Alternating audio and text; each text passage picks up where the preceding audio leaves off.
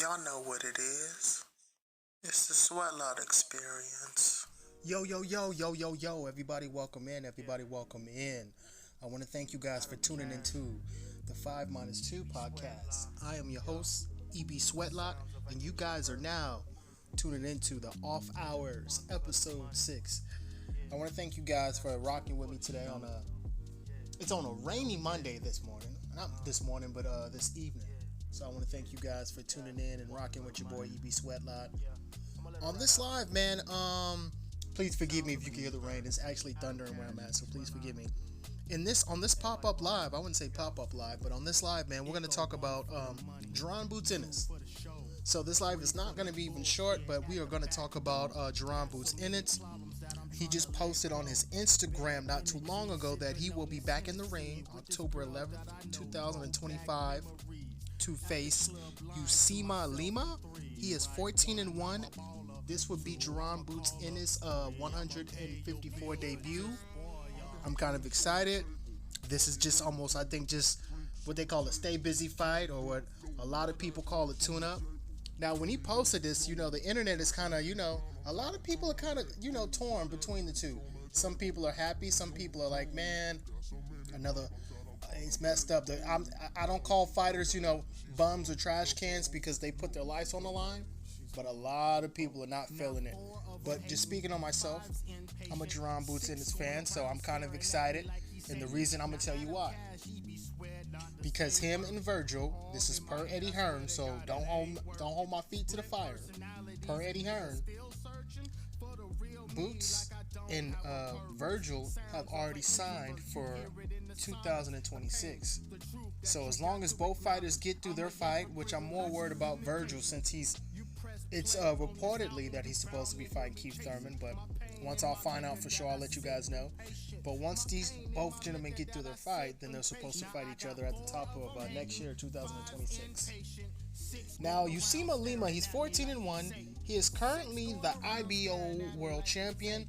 And this fight that Boots is taking is supposedly a final eliminator for the WBA. Now, Boots is top 10, and I would say 3 of the rank of the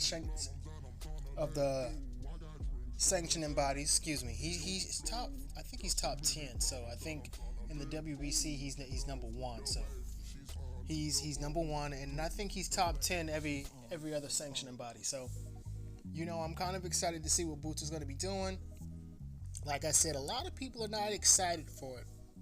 I am, because Boots, like Boots said, he wants moving up. He wants to get his feet wet to see how his body, how he adjusts to the weight. And to me, there's nothing wrong with that. So I'm kind of excited to see JaronBootsEnnis back in the ring, October 11th, 2025. This will be at the Wells Fargo Center. I think will be in Philadelphia. Now, a lot of content creators are not feeling this fight, and for some reason, it's like torn between the two. Some people are liking it. Some people are saying, hey, Boots, you really fight nobody. But hey, as a JaronBoots fan, I'm not trying to make excuses for the man. I just want to let you guys know that, hey, if the man said he wants to get a stay busy fight, to get acclimated to the weight, what's wrong with that? A lot of fighters do it. So, this is his first fight at 154 anyway. So excited to see him back in the ring. I'm pretty sure he's going to do good things. And hopefully, if he makes it past this, and then I'm praying for Virgil to make it past Keith Thurman if he fights Keith Thurman reportedly. But what's crazy? A lot of people are kind of angry at Eddie Hearn, and I'm going to tell you why. Because it's been reported that, Eddie Hearn has been allegedly lowballing other fighters. And I think the previous opponent before Lima was actually Rashidi Ellis.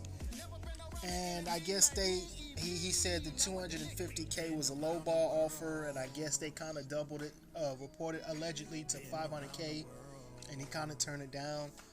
And I'm like, damn, Eddie Hearn, that's kind of messed up. But then again, it kind of makes sense, because why would Eddie Hearn want to spend his biggest bag on a fight no one asked for? So it's almost like, yo, take it or leave it. But it's also a testament to Boots too, because it's letting people know that, hey, this is a dangerous opponent. So, if you want me to fight him, Eddie Hearn, you're going to have to open up the bag, which I understand, because right now, I know that saying it's a high risk, low reward, but I'm just saying if you haven't made 250K in your last fight, but then again, I can't say anything because at the end of the day, these fighters are getting in the ring. It's not me. They're putting their life on the line for my entertainment. So, however, I don't know. I don't count another man's pockets. I don't know how his business set up, but it's been reportedly that, Eddie Hearn's been allegedly, lowballing people, and I'm like, that's kind of messed up.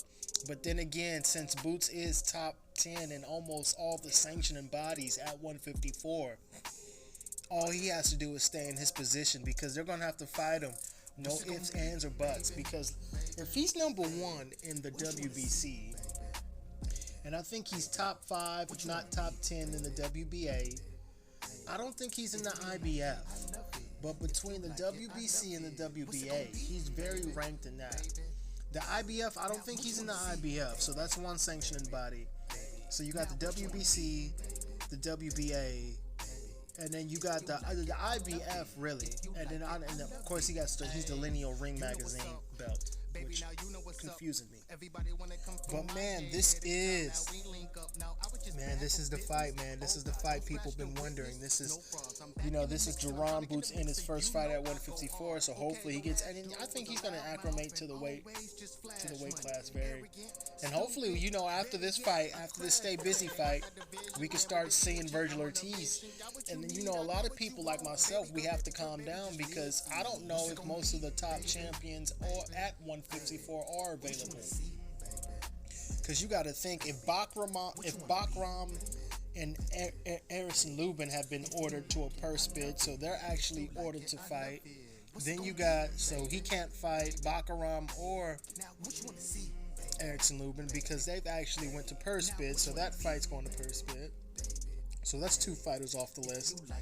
Then you got to take Virgil and Keith Ehrman off the list because if they're reportedly in talks for a fight, so that's 4 fighters off the list.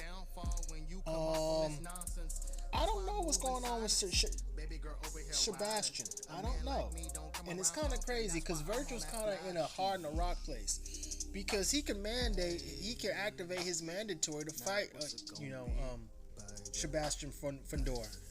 Especially at 154. So I don't know why he doesn't activate it. So he's kind of his hands is kind of tied. He either has to fight Sebastian, fight Keith Ehrman. We already know the Boots fight is reportedly signed for next year. So that's one fight that's already in the tuck. So it's almost like he's kind of in a rock and a hard place. But we'll see once time goes. But once again, I want to thank you guys for tuning in to the 5minusTwo podcast. I am your host, E.B. Sweatlot. This is Off Hours, episode 6, and I will holler at you guys later. Peace. And, shameless plug, if you haven't got it, make sure to get the 5minusTwo shirts. All the information will be in the description below. Hey, once again, thank you guys for tuning in to the 5minusTwo. I'm going to holler at you guys. Peace. Money on the floor, drinks on the table. Money on the floor, I got drinks on the table. Money on the floor, got so many problems that I'm tryna let go. I got drinks on the table. Money on the floor, got so many problems that I'm tryna let go. Love the way she's on the pole. Love the way she's on the pole.